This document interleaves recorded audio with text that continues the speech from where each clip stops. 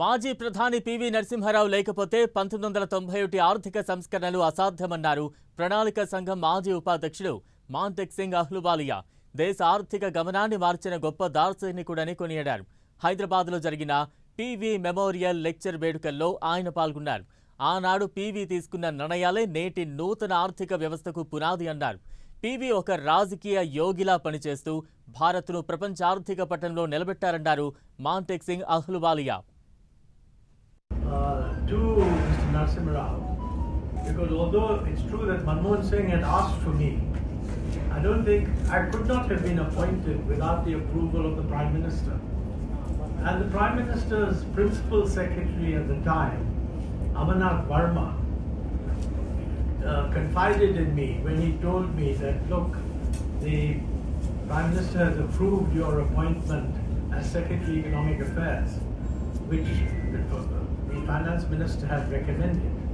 So he will be moving from Commerce Ministry to Economic Affairs at a very critical time when the reforms are just being rolled out.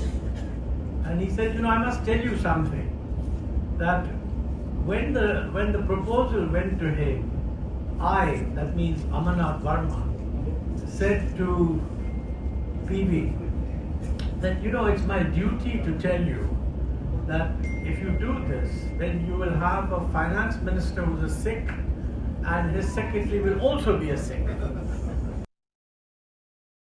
ఈసారి మాంటెక్ సింగ్ అహ్లూవాలియా గారిది memorial lecture ఇవాళ మనం విన్నాము. ఎందుకంటే వీళ్ళని పిలవడానికి కారణం ఏంటంటే, అసలు ఆర్థిక సంస్కరణల్లో ముఖ్య పాత్ర వహించిన వాళ్ళల్లో అహ్లూవాలియా గారు, అట్లాగా నాన్నగారికి సహకరించిన మన్మోహన్ సింగ్ అప్పుడు మన్మోహన్ సింగ్ గారు ఆర్థిక మంత్రిగా, ప్రధానమంత్రి ఎన్ని పొలిటికల్గా ఎన్ని డెసిషన్స్ చేసినా ఇంప్లిమెంట్ చేయాలంటే, డ్రాఫ్టింగ్ చేయాలంటే మంచి నిష్ణాతులైన ఎక్స్పర్ట్స్ కావాల్సిందే కదా. అహ్లూవాలియా గారు ఇందులో ఎక్స్పర్ట్స్. మరి ఈ ముగ్గురు కలిసి అంటే ఎంతో అన్యాయంగా, అంటే ఒకరికొకరికి చాలా కోఆపరేట్ చేసుకుంటూ అన్ని వాళ్ళు చేయాల్సిన అన్ని ఆర్థిక సంస్కరణలకు అప్పుడే బీజాలు వేసినారు, అప్పుడే పాలసీస్ చేసినారు.